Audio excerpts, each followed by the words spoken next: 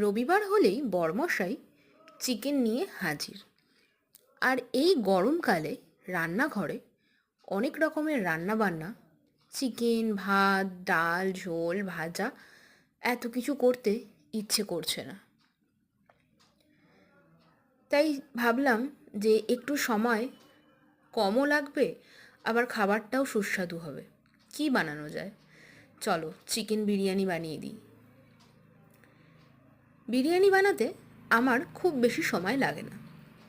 ওই 80% চালটা সেদ্ধ করি, আর খুব কম তেল মশলা দিয়ে মাংসটা ভালো করে কষিয়ে দুটো একসাথে দমে বসিয়ে দিলেই তো ব্যাস হয়ে গেল বিরিয়ানি। বরমশাইও খুশি, পাতে পড়তেই গরম গরম চিকেন বিরিয়ানি। এদিকে আমারও সময়টা কম লাগলো, আর খাবারটা খেতেও তো দারুণ টেস্টি হয়েছে। তো বন্ধুরা, তোমরা কারা এরকম করো মাঝে মাঝে, যে সময়টাও কম লাগবে, এদিকে খাবারটাও সুস্বাদু হবে? অবশ্যই আমাকে কমেন্টে জানিও। আর ভিডিওটা কেমন লাগলো সেটাও কিন্তু লাইক কমেন্ট করে বলো। আমাকে আমার ভিডিও ভালো লাগলে অবশ্যই সাবস্ক্রাইব করে পাশে থেকো প্লিজ।